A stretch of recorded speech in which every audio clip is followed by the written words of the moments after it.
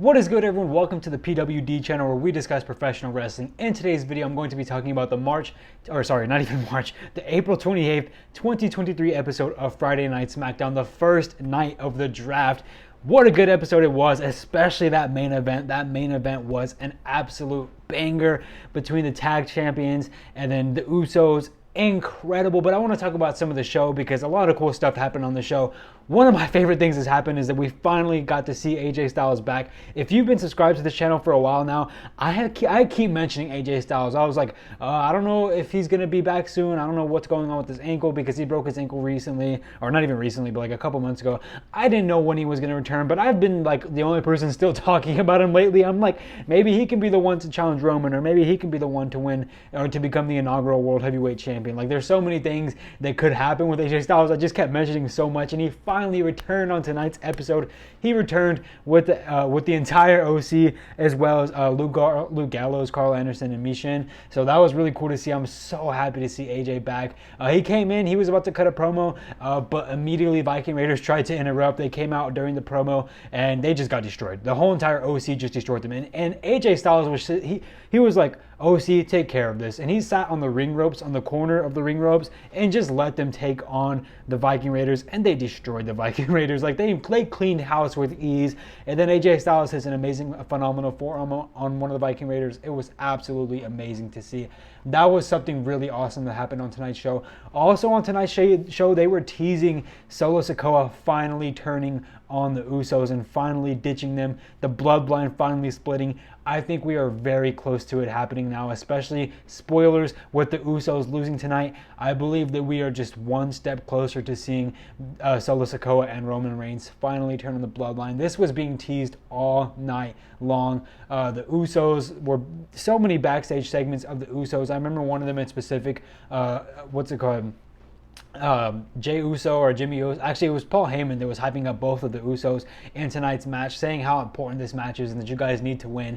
And behind their backs, because the two of them were sitting in the chairs in front of him, and him and Solo were standing up behind them, behind their backs, and he was like, tonight is the night. He was saying, like, Usos, tonight is the night you win, tonight is the night you take back the titles, tonight is the night, blah blah blah. And then he looks at Solo and he hands the wrap to them, the wrap that goes around Solo's finger, and he's like, tonight is the night. And he's teasing, tonight is the night you finally turn on the Usos. That happened multiple times in the show. We got so many teases of Solo turning on the Usos. And even during the main event, I guess we'll get on to talking about the main event now too. The Usos versus Sami Zayn and Kevin Owens, which, by the way, was a fantastic match.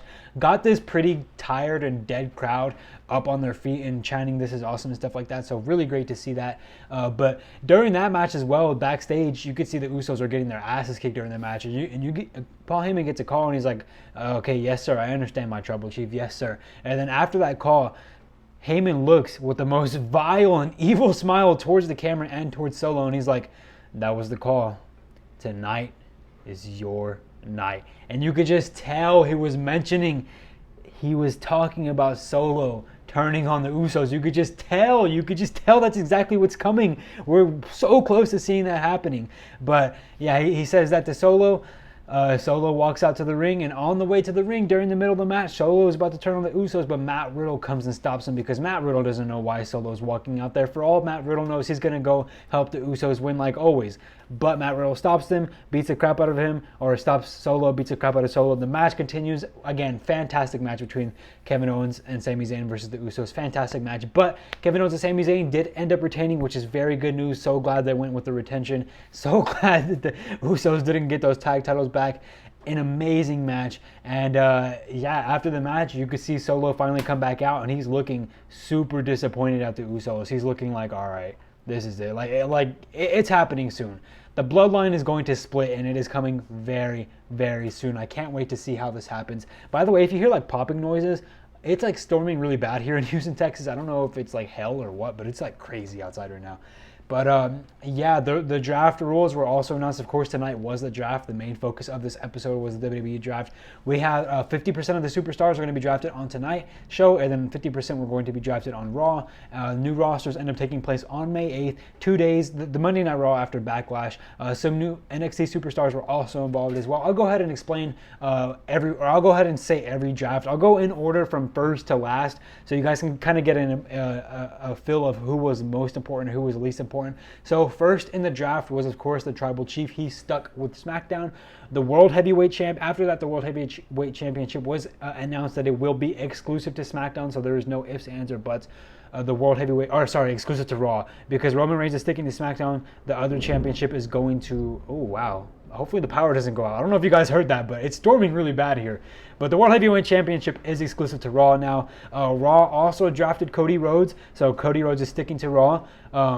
After that, SmackDown drafted the Raw Women's Champion, Bianca Belair. So I don't know if they're going to do the whole swap thingy that they do, which I can't stand. I know a lot of people hate that as well, where they just switch belts. Hopefully they come up with brand new designs. I'm really, really hoping they do. Wouldn't surprise me if they did. And I seriously hope they do come up with just brand new designs for the women's title. But yeah, as of now, it's going to be Bianca Belair going to SmackDown with the Raw Women's Champion. So that's going to be really crazy to see.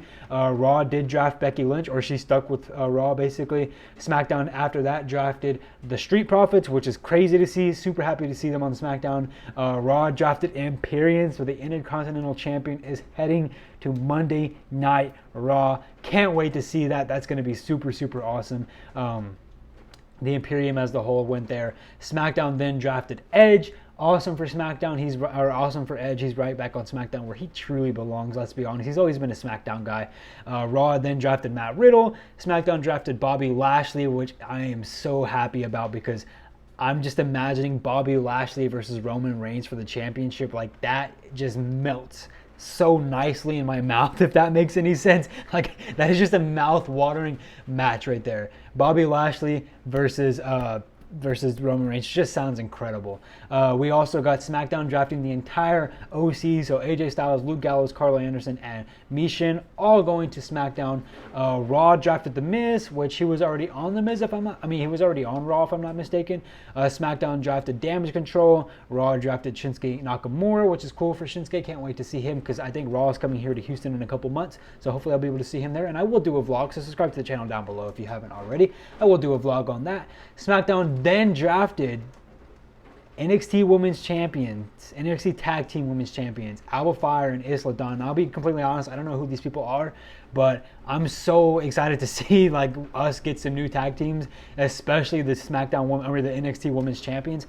And then Raw drafted the NXT. I was so excited, but Raw drafted Indy freaking Hartwell. Indy Hartwell is going to go to Raw. If Candice LeRae and Johnny Gargano stay, as well as Dexter Lumis, we might see the Way reunion. So that's really, really exciting news. Super happy for Indy Hartwell making her main roster debut.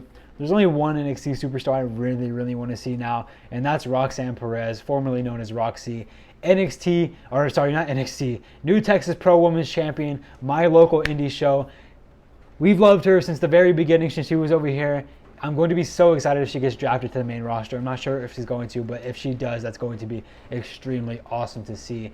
But yeah, that's pretty much a lot of what happened on the show tonight. The crowd admittedly was a little bit dead. I can't lie. I was a little bit disappointed in the crowd tonight. They were just really quiet. They popped for some stuff, but not as loud as most other crowds would. But they definitely did their job in the main event, which was awesome to see. But yeah, it's storming like crazy, so I should probably get this video done ASAP so I can go ahead and put it out to the internet before my freaking power goes out. So I'm going to go ahead and end this video there, guys. Hope you guys did enjoy it. I would rate tonight's episode of SmackDown I'll go with a 3.5 out of 5. Super excited to see him. So I'll go with the 3.5 out of 5. The draft, admittedly, I missed the old way of the draft whenever they used to do the randomized logo icon thingies on the screen. I really missed that draft.